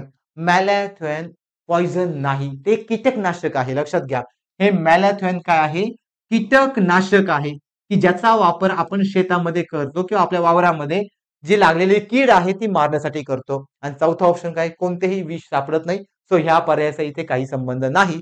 म्हणून पर्यायाचा या प्रश्नाचं उत्तर काय असेल मित्रांनो, तो ऑप्शन नंबर 2 असेल. सो आता आपण ऑप्शन नंबर 1 पाहिला, तो अँटी ऑक्सिडंट आहे, की जो आपल्या शरीरातले फ्री रॅडिकल काढून टाकतो आणि आपल्याला आजारमुक्त करतो. देन थर्ड कोणता पाहिला, मॅलॅथिओन, की जो कीटकनाशक आहे, याचा वापर शेतामध्ये केला जातो. आणि 2 नंबरचा ऑप्शन काय पाहिला मित्रांनो आपण, हिप्नोटॉक्सिन, की जो हायड्राच्या दंडपेशीमध्ये आहे, म्हणजेच कशामध्ये आहे, नेमॅटोब्लास्ट मध्ये, की जो स्वतःच्या संरक्षणासाठी किंवा स्वतःच्या शिकारीसाठी आपल्या बॉडीतलं विष दुसऱ्याच्या बॉडीमध्ये एंटर करू शकतो. सो ते विष कोणतं आहे, हिप्नोटॉक्सिन. आता पुढचा प्रश्न पहा मित्रांनो, एकदम सोपा विचारलाय, केमिस्ट्रीच्या रिगार्डिंग आहे, हॉट टॉपिक आहे. यालाही मी तुम्हाला सांगेल काय वाचायचं. जसं आपण पाहिलं की डिसीज साठी मी तुम्हाला टेबल सांगितला होता, एका साईडला डिसीजचे नावं, एका साईडला रोगकारक म्हणजे कॉझिंग एजंट. तसंच सेम मित्रांनो ह्या प्रश्नाला सोडवायचं. का, आयोग तुम्हाला अॅलॉइज वरती भरपूर प्रश्न विचारतो. लक्षात घ्या, अॅलॉइज म्हणजे मिश्र धातू. लक्षात घ्या मित्रांनो, अॅलॉइज म्हणजे काय, मिश्र धातू. मग आपण केमिस्ट्रीमध्ये पाहिलं की आपल्याकडे मेटल आहे, धातू आहे, अधातू आहे, धातू सदृश्य आहे. मग जर आपण 2 धातूंना एकत्र केलं तर काय तयार होणार आहे, मिश्र धातू. मग जो मिश्र धातू असतो त्याला आपण अॅलॉइज म्हणतो. मग काय विचारले पहा, ब्रॉन्झ हा खालील धातूंचा मिश्र धातू आहे म्हणजे अॅलॉइज. मग मित्रांनो ब्रॉन्झ कसा बनवतात तर लक्षात घ्या, ब्रॉन्झ बनवण्यासाठी आपल्याला सगळ्यात महत्वाचा आहे कॉपर. सगळ्यात महत्वाचा कोण आहे, कॉपर. आणि ह्या कॉपर मध्ये आपण काय ऍड करतो, टीन. मग लक्षात घ्या, कॉपर म्हणजे तांबे, कॉपर म्हणजे तांबे, टीन म्हणजे कथील. मग ज्यावेळेस आपण तांबे अधिक कथील करतो त्यावेळेस मित्रांनो कोण भेटणार आहे आपल्याला, ब्रॉन्झ. म्हणजे आपल्याला हा मिश्र धातू भेटतो. मग ब्रॉन्झ काय आहे, तर ब्रॉन्झला एक चकाकी असते. ब्रॉन्झ एक आपल्याकडे म्हणजे लॉंग टाइम टिकणारा एक धातू आहे, एक मिश्र धातू आहे. सो ब्रॉन्झ बनवण्यासाठी आपल्याला तांबे प्लस कथील. मग कथील आपण कशाने दाखवतो, एसएन ने. मग तांबे कशाने दाखवतो, कॉपरने. मग कॉपर प्लस एसएन म्हणजे आपला ऑप्शन नंबर 1 हे ब्रॉन्झचं काय आहे, तर ब्रॉन्झ बनवण्यासाठी लागणारे हे 2 मिश्र धातू आहेत. मग मित्रांनो आयोगाने, जर आता आपण घेणारच आहे आपली ही पूर्ण जी सायन्सची सिरीज आहे यामध्ये आपण भरपूर पेपर घेणार आहोत. तुम्हाला प्रत्येक पेपरमध्ये याच्यावरती प्रश्न दिसेल. म्हणजे आपल्याला एक्झामसाठी हा हॉट टॉपिक आहे. मग मित्रांनो यामध्ये आपलं काम काय, तर एकच काम, जेवढे अॅलॉइज आहेत त्याची लिस्ट बनवणे किंवा त्याचा टेबल बनवणे, ते पाठ करणे, हेच आपल्या एक्झामची सध्या डिमांड आहे. कारण याच्यावरती जर प्रश्न आला तर 1 मार्क हातचा आहे. तुम्हाला हे अॅलॉइज जास्त नाही, जास्तीत जास्त 15 ते 20 अॅलॉइज तयार होतील की जे आयोगाने विचारलेले आहेत. ते पाठ पण नाही करायचे, 2-3 वेळा रिव्हिजन करा, लक्षात राहून जातील. त्याचबरोबर आतापर्यंत आयोगाने अजून एक विचारला होता ब्रास बद्दल. लक्षात घ्या, कशाबद्दल विचारला होता? ब्रास. आणि ब्रास साठी आपण कॉपर आणि झिंक वापरतो. लक्षात घ्या, कॉपर आणि झिंक ह्या दोघांची ऍडिशन म्हणजे ब्रास. आयोगाने हा सुद्धा पीवायक्यू विचारलाय. आणि आता इथे काय विचारलंय? ब्रॉन्झ. सो ब्रॉन्झ साठी काय वापरतात? कॉपर आणि टीन. मग इथे तांब्याचं प्रमाण असतं 88% आणि टीनचं प्रमाण आहे 12%. दोघांची ऍडिशन म्हणजे कोण आहे आपल्याकडे? तर ब्रॉन्झ आहे. आता ही एक्स्ट्राची माहिती आहे, लक्षात राहिली तर ठेवा. अदरवाईज तुम्ही काय ठेवता? कॉपर प्लस टीन. टीन कशाने शो करतो आपण? Fn या शब्दांनी. आता पुढचा प्रश्न पहा. प्रश्नाचं उत्तर काय आहे मित्रांनो? Option number 1. ऑप्शन नंबर 2 पासून काय तयार होतो? ब्रास म्हणजे कॉपर प्लस झिंक. आता पुढचा प्रश्न काय विचारले? रासायनिक उद्योगांमध्ये जिओलाइटचा वापर काय म्हणून करतात? तर लक्षात घ्या, प्रश्न खूप महत्वाचा आहे. का? प्रश्न आतापर्यंत हा एकदाच आलाय, परंतु याचं जे उत्तर आहे ना मित्रांनो, त्याच्यावरती आयोगाने भरपूर वेळा प्रश्न विचारलाय. झिओलाइट हा कॅटलिस्ट म्हणून वापरतात. लक्षात घ्या, काय म्हणून वापरतात? कॅटलिस्ट, की ज्याला मराठीमध्ये काय म्हणतात? उत्प्रेरके. मग मित्रांनो, आतापर्यंत आयोगाने कॅटलिस्टला धरून भरपूर वेळा प्रश्न विचारलेला आहे. मग कॅटलिस्ट काय असतो? तर लक्षात घ्या, कोणत्याही अभिक्रियाकारकांचा जर वेग वाढवायचा असेल, म्हणजेच to increase the rate of reaction, ते रेट ऑफ रिॲक्शन वाढवण्याचं काम कोणाचं आहे? कॅटलिस्टचं. मग हे कॅटलिस्ट कोण आहेत? तर आपल्याकडे असणारा झिओलाइट. लक्षात घ्या, म्हणजे झिओलाइटचा वापर काय म्हणून करतात? कॅटलिस्ट. मग आयोगाने कॅटलिस्ट वरती भरपूर वेळा प्रश्न विचारलात, किंवा आयोगाने विकरे म्हणजे एन्झाईम वरती सुद्धा भरपूर वेळा प्रश्न विचारलाय. एन्झाईम आणि कॅटलिस्ट दोघांची प्रॉपर्टी सेम आहे मित्रांनो. सो लक्षात घ्या, समजा माझ्या हातामध्ये ऑक्सिजन आहे, या हातामध्ये कार्बन आहे, दोघांची रिॲक्शन झाली, तयार झाला कार्बन डायऑक्साईड. मग ही काय आहे? अभिक्रिया आहे. ही अभिक्रियांचा जर वेग वाढवायचा असेल किंवा यांचा रेट ऑफ रिॲक्शन वाढवायचं असेल, तर मित्रांनो मला कोण गरजेचं आहे? कॅटलिस्ट. लक्षात घ्या, विदाऊट कॅटलिस्ट कधी पण अभिक्रियांचा वेग वाढत नाही. जर एखाद्या रिॲक्शन मध्ये कॅटलिस्ट नसेल तर ती रिॲक्शन घडूनच येत नाही. मग जर रिॲक्शन घडवायची असेल तर कोण महत्वाचा आहे? कॅटलिस्ट. मग लक्षात घ्या, कॅटलिस्ट हा मध्यस्थी करणारा भाग असतो. जसं मित्रांनो आपल्याकडे असतं ना, की दोन मित्रांचं जर भांडण चालू असेल तर तिसरा मित्र येतो, आगीत तेल ओततो. आगीत तेल ओतलं की भांडणाचा स्पीड वाढतो. पुन्हा भांडणं शांत होतात, पुन्हा अजून एक मित्र येतो, पुन्हा आगीत तेल ओततो, पुन्हा भांडणं वाढतात. भांडणं वाढतात म्हणजे काय वाढलं मित्रांनो? Rate of reaction. मग लक्षात घ्या, त्याच प्रकारे इथे भांडणं, इथले दोन मित्र म्हणजे दोन एलिमेंट, जर दोन एलिमेंट मध्ये रिॲक्शन होत असेल तर आपल्याला ते कॅटलिस्ट महत्वाचं आहे. मग थोडक्यात आपण एक रिॲक्शन पाहूयात, तुम्हाला कळून जाईल. लक्षात घ्या, समजा माझ्याकडे कॉपर आहे, समजा कॉपरचे दोन मॉलिक्यूल आहेत, समजा यांची रिॲक्शन ऑक्सिजन सोबत झाली तर मला काय भेटणार आहे? कॉपर ऑक्साईड भेटणार आहे. मग मित्रांनो हे झाले रिॲक्टंट, यांना अभिक्रियाकारक म्हणतात. आणि हा झाला उत्पादित म्हणजे यांना प्रोडक्ट म्हणतात. मग यांच्यापासून मला जर हे मिळवायचं असेल तर मी इथं ॲरो वरती काय लिहिणार? कॅटलिस्ट. म्हणजेच मी काय वापरलं? उत्प्रेरके, की ज्याच्यामुळे अभिक्रियांचा वेग वाढला आणि मला काय भेटलं? तर प्रोडक्ट भेटलं. मग लक्षात घ्या, याच्यावरती मल्टीलायनर फॉर्म मध्ये आतापर्यंत भरपूर वेळा प्रश्न आलेले आहे कॅटलिस्ट आणि विकरांवरती. सो त्याचं बेस्ट एक्झाम्पल काय आहे? झिओलाइट. आता 2 नंबरचा ऑप्शन काय मित्रांनो? वंगन. वंगन म्हणजे आपण त्याला लुब्रिकंट म्हणतो. आता फॅमिलियर आहे, आपण सगळेजण गाडी चालवतो, आपण लुब्रिकंट ऑइल टाकतो. ऑइल का टाकतो रे? दोन धातूंचं फ्रिक्शन होऊ नये म्हणून आपण त्या ठिकाणी काय वापरतो मित्रांनो? वंगन. तो वंगनाचा इथे काही संबंध नाही. रंगबंधक हे कधी वापरतात? जर एखाद्या धातूचं कोरोजन होऊन द्यायचं नसेल तर आपण काय वापरतो? रंगबंधक. आणि पुढे आहे मिश्र धातू. आताच मित्रांनो लक्षात घ्या, टॉपिक हॉट आहे, टॉपिक ऍक्टिव्ह आहे. या आधीचाच प्रश्न कुणाच्या रिगार्डिंग होता? मिश्र धातू. यावरून तुम्हाला एक समजलं का मित्रांनो? आयोगाची रेंज ठरलेली आहे. लक्षात घ्या मी काय म्हणतोय, आयोगाची रेंज ठरलेली आहे. आणि जर ती ठरलेली रेंज आपल्याला जर ओळखता आली ना, 15 पैकी 15 मार्क घेणं पण अवघड नाहीये. लक्षात घ्या मी काय म्हणतोय, फक्त तेवढं रेंज ओळखण्यासाठी आपली पीवायक्यू वरती कमांड पाहिजे. जर आपली पीवायक्यू वरती कमांड असेल तर आपण सगळं पाहू शकतो. ऑप्शन मध्ये ॲलॉय आलाय, याच्या आधीचा प्रश्न पण ॲलॉयला धरून होता. म्हणजे ॲलॉय आपल्या एक्झाम साठी कसा टॉपिक आहे? हॉट टॉपिक आहे. सो लक्षात ठेवा, प्रश्नाचं उत्तर काय आहे? Option number 1. सो झिओलाइट आपण काय म्हणून वापरतो? कॅटलिस्ट. कॅटलिस्ट काय करतो? To increase the rate of reaction. आता पुढचा प्रश्न केमिस्ट्रीचा आहे. अजिबात घाबरायचं नाही. पाहिलं की प्रॉब्लेम वाटतो, म्हणजे एक प्रॉब्लेम म्हणजे आपल्या गणितीय स्वरूप आहे. परंतु हे गणितीय स्वरूप आपण मिनिटात सोडवणार किंवा सेकंदात सोडवणार. मग लक्षात घ्या काय म्हटले प्रश्नामध्ये, 100% अभिक्रिया आणि पुनर्प्राप्ती लक्षात घेऊन फॉर्मल्डिहाइड, प्रश्नामध्ये काय दिले लक्षात घ्या, फॉर्मल्डिहाइड प्लस त्याचा फॉर्म्युला दिलाय. फॉर्मल्डिहाइडचे 2 मोल पासून किती ग्रॅम हायड्रोजन मिळू शकेल. आता मित्रांनो प्रश्न काय दिलाय, प्रश्नामध्ये दिलाय फॉर्मल्डिहाइड, त्या फॉर्मल्डिहाइड पासून किती मोल हायड्रोजन मिळतील असं विचारलंय. तुम्हाला काहीच नाही करायचं, प्रश्नामध्ये जे दिले ना त्याला फक्त धरायचं. मात्र लक्षात घ्या काय दिलेलं प्रश्नामध्ये, फॉर्मल्डिहाइड. मग एका साईडला मित्रांनो फॉर्मल्डिहाइडचा फॉर्म्युला घ्या. काय फॉर्म्युला आहे, HCHO. लक्षात घ्या हा फॉर्मल्डिहाइडचा फॉर्म्युला आहे. पुढे काय विचारले रे, एका मोल पासून 2 मोल पासून किती ग्रॅम हायड्रोजन मिळेल. म्हणजे आपल्याला विचारले मित्रांनो हायड्रोजन. मग आता मला एक सांगा, ह्या दोघांमध्ये ह्या फॉर्मल्डिहाइडच्या फॉर्म्युलामध्ये हायड्रोजन किती वेळा आलाय, 2दा आलाय. लिहा इथे हायड्रोजन 2दा. आता प्रश्नामध्ये काय दिलेलं तुम्हाला, अणुभार दिलाय. मग हायड्रोजनचा अणुभार किती आहे मित्रांनो, एक आहे का अणुभार, अणुभारला म्हणतो आपण ऍटॉमिक वेट. मग हायड्रोजनचा ऍटॉमिक वेट 1 आहे. मग करा 2 ने एकाला मल्टिप्लाय करा, म्हणजेच काय याचा अणुभार 1, याचा अणुभार 1, असे हायड्रोजन किती आहेत मित्रांनो, 2 आहेत. मग 2 गुणिले 1 किती उत्तर आलं आपल्याकडे, 2. परंतु हे आलं एका मोल साठी. लक्षात घ्या हे किती मोल साठी आलं, एका मोल साठी. प्रश्नामध्ये किती मोल विचारले, 2 मोल. बरोबर, जर 2 मोल विचारला असेल तर सिंपल आहे, या 2 ला 2 ने गुणा. जर 2 ला 2 ने गुणलं तर उत्तर येतं 4 ग्रॅम. लक्षात घ्या उत्तर किती आलं, 4 ग्रॅम. म्हणजे आपल्या प्रश्नाचं उत्तर काय असेल, ऑप्शन नंबर 3. प्रश्न अवघड आहे का, अजिबात नाही. फक्त तुम्ही तुमचं डोकं शांत ठेवा.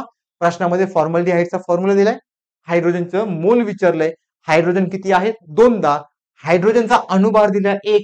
मग अणुभारने त्या हायड्रोजनच्या नंबरला गुणा, म्हणजे 2 गुणिले 1 जर केलं तर उत्तर 2 येतं. परंतु हे एका मोल साठी झालं, प्रश्नामध्ये 2 मोल विचारले म्हणून 2 गुणिले 2 4. जर आयोगाने तुम्हाला 3 मोल साठी विचारलं असतं तर काय केलं असतं रे, 2 गुणिले 3 6, म्हणजे 6 ग्रॅम आले असते. जर आयोगाने 4 मोल साठी विचारलं असतं तर 2 गुणिले 4 उत्तर 8 आलं असतं. मग लक्षात घ्या हे काढणं खूप सोपं आहे. सो या प्रश्नाचं उत्तर काय आहे, ऑप्शन नंबर 3 म्हणजे 4 ग्रॅम हे याचं काय आहे मित्रांनो, तर उत्तर आहे. So option number 3. आता पुढचा प्रश्न पहा काय विचारले, एकदम सोपं आहे. खालील विधाने चूक की बरोबर ओळखा. लक्षात घ्या खालील विधाने चूक की बरोबर ओळखा, एवढाच प्रश्न आहे. मग पहिलं स्टेटमेंट काय विचारले पहा, सोलार पीव्ही. आता मित्रांनो पीव्ही म्हणजे काय लक्षात घ्या, तुम्हाला सोलारचा मिनिंग समजला. आपल्याला इथे सोलार पॅनल असतात पहा, सो त्याला वरती जी लाईट येते त्याला आपण सोलर पॅनल म्हणतो, त्याच्यामध्ये पीव्ही असतो. मित्रांनो पीव्ही म्हणजे फोटोव्होल्टिक. लक्षात घ्या पीव्ही म्हणजे फोटोव्होल्टिक, याला पी म्हणतात, याला व्ही म्हणतात. अशी एक बॅटरी असते. लक्षात घ्या फोटोव्होल्टिक काय असते, बॅटरी असते. मग वाक्य काय म्हटले पहा, सोलार पीव्ही तंत्रज्ञानामध्ये सूर्यापासून उत्सर्जित ऊर्जेचे सरळ विद्युत ऊर्जेत रूपांतर होते. वाक्य बरोबर आहे. कसं ते सांगतो. तुम्ही सगळ्यांनी सोलर पॅनल पाहिलंय बरोबर. समजा ही एक सोलर प्लॅन्ट आहे, समजा इथे सूर्य आहे, इथून उजेड आला मित्रांनो, उजेड म्हणजे प्रकाश आला, तर याच्या खाली एक बॅटरी असते. त्या बॅटरीला आपण काय म्हटलं, फोटोव्होल्टिक बॅटरी, म्हणजे त्याचा शॉर्ट फॉर्म काय आहे, पीव्ही, म्हणून इथे म्हटले सोलार पीव्ही. मग ही सोलार पीव्ही काय करते रे, आलेल्या प्रकाशाचं कन्व्हर्जन विद्युत ऊर्जेमध्ये करते. कोणती ऊर्जा, विद्युत ऊर्जा. म्हणून वाक्य कसं आहे मित्रांनो, ऑप्शन नंबर 1 बरोबर आहे. समजलं का. आता ऑप्शन नंबर 2 मध्ये या सोलार औष्णिक. मग आता आपण भूगोलमध्ये पाहिले की आपल्याकडे औष्णिक प्रकल्प कुठे कुठे आहे. मग त्या सोलार औष्णिक मध्ये किंवा सोलार औष्णिक तंत्रज्ञानामध्ये सूर्यापासून उत्सर्जित ऊर्जेचे उष्णता ऊर्जेत रूपांतर होते. बरोबर आहे मित्रांनो. हे ज्यावेळेस आपण एखादा औष्णिक विद्युत प्रकल्प पाहतो तिथे सूर्यापासून आपल्याला उष्णता ऊर्जा मिळते. पहिल्या वाक्यामध्ये सूर्यापासून विद्युत ऊर्जा भेटली, म्हणजे पहिले दोनही वाक्य कसे आहेत तर बरोबर आहेत. 3 नंबरला काय म्हटलंय पहा, जैविक पदार्थामध्ये फक्त नायट्रोजन असतो. नाही मित्रांनो, आपण जैविक पदार्थ आहे, मग आपल्यामध्ये नायट्रोजन आहे का, नाही. कार्बन आहे, हायड्रोजन आहे, ऑक्सिजन आहे आणि नायट्रोजन आहे. यांनी एक शब्द चुकवला इथे, काय फक्त. तो फक्त आहे का, नाही. मग लक्षात घ्या इथे आपल्याला ऑक्सिजन पाहायला मिळतो, कार्बन डायऑक्साइड पण आहे, कार्बन पण आहे. मग जर हे तिघे पण असतील प्लस नायट्रोजन पण असेल तर तिघे कशामध्ये आहे, जैविक पदार्थामध्ये. म्हणजे 3 नंबरचं वाक्य काय झालं मित्रांनो, चुकलं. कारण त्यांनी काय म्हटलंय, फक्त नायट्रोजन. मग आपलं वाक्य काय पाहिजे, 1 नंबरचं बरोबर, 2 नंबरचं पण बरोबर आणि 3 नंबरचं चुकीचं, म्हणजे आपलं ऑप्शन 2 हे याचं काय असेल, तर उत्तर असेल. समजलं का? सोपं आहे. त्यातला ऑप्शन नंबर 2चं जर लिंकिंग केलं मित्रांनो, तर ते लिंक भूगोलशी पण आपण लावू शकतो. सो एवढं सोपं आहे. यापूर्वी आयोगाने सोलार पीबी वरती सुद्धा पीवायक्यू विचारलेला आहे. म्हणजे सोलार सिस्टीम आयोगाचा हा एक ऍक्टिव्ह टॉपिक आहे किंवा हॉट टॉपिक आहे. आता पुढचा प्रश्न पहा काय म्हटलंय, दट्ट्या पुढे मागे हलवून. दट्ट्या म्हणजे मित्रांनो पिस्टॉन, लक्षात घ्या. दट्ट्या म्हणजे काय, पिस्टॉन. दट्ट्या पुढे मागे हलवून द्रव असलेल्या सिलेंडरमध्ये कोणत्या प्रकारचे तरंग निर्माण होतात. आता त्यांनी सिलेंडर म्हटलंय, मी तुम्हाला एक डायग्राम काढून दाखवतो. समजा मित्रांनो हा आपला एक सिलेंडर आहे, इमॅजिन करा, फक्त इमॅजिन करा, हा आपला काय आहे, सिलेंडर आहे.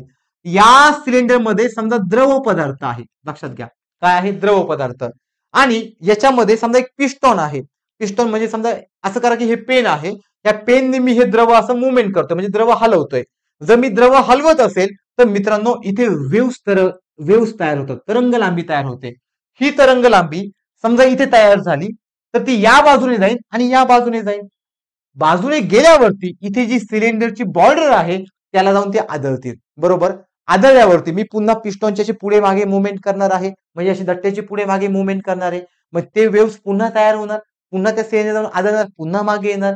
यामध्ये ते लॉन्जिट्युडिनल वेव्स तयार करतात, लक्षात घ्या, लॉन्जिट्युडिनल, की ज्याला मराठीमध्ये आपण काय म्हणतो, अणुतरंग, आणि इंग्लिशमध्ये काय म्हणतो, लॉन्जिट्युडिनल. मग मित्रांनो प्रश्नामध्ये काहीच दम नव्हता, फक्त समजून घ्यायचं होतं, एक सिलेंडर आहे, त्याच्यामध्ये लिक्विड आहे, आपण त्याला असं ढवळतोय, म्हणजे आपण त्याला मागे पुढे हालचाल करतोय.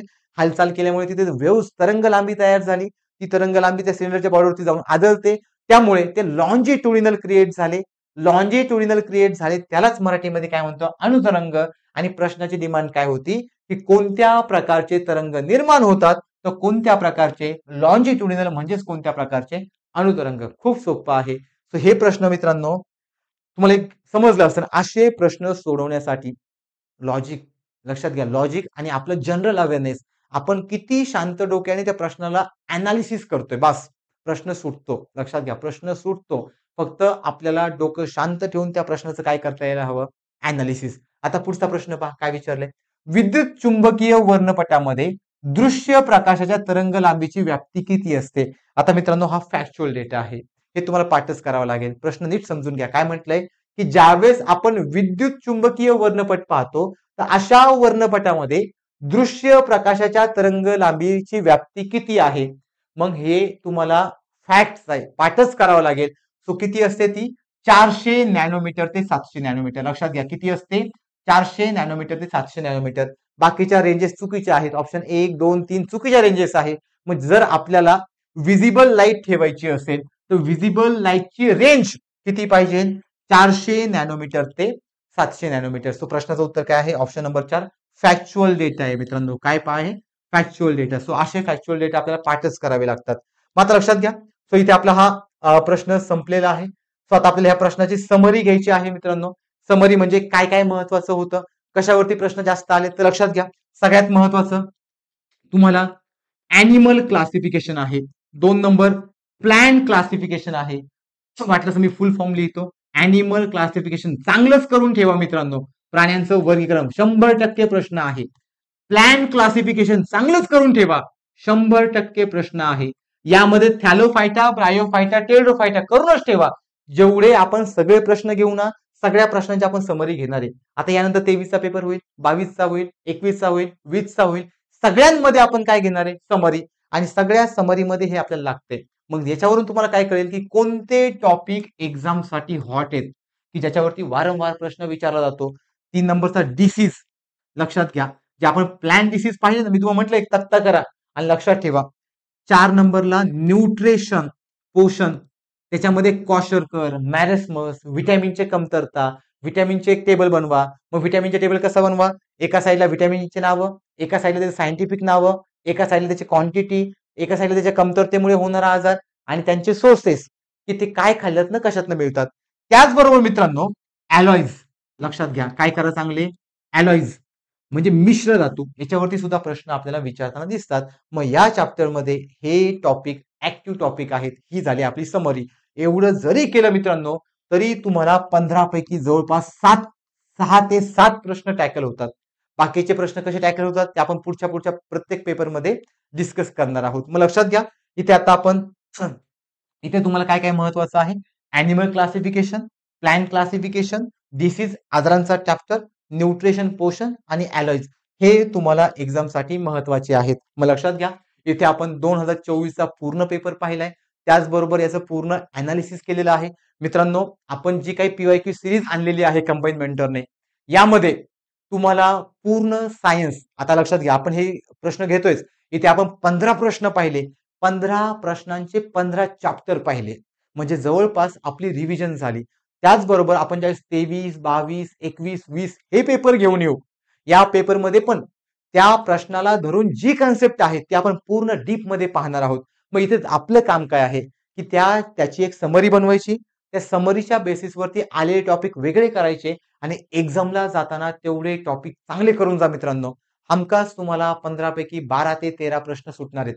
त्या व्यतिरिक्त तुम्हाला कोणताही भाग करायची गरज नाही. पीवायक्यू आणि त्याची समरी एवढंच करा, सफिशियंट आहे एक्झामसाठी. आय होप की तुम्हाला आताचा पेपर चांगला समजलेला असेल. जर तुम्हाला असेच पेपर चांगले समजून घ्यायचे असेल तर आपल्या युट्यूब चॅनलला सबस्क्राईब करा, लाईक करा, जॉईन करा, कमेंट करा. इव्हन तुम्हाला कमेंटमध्ये जर तुमची काही डिमांड असेल तर कमेंटमध्ये मेसेज करा. ती पाहून आम्ही तुम्हाला ती डिमांड तुमची फुलफिल करण्याचा प्रयत्न करू. थँक्यू.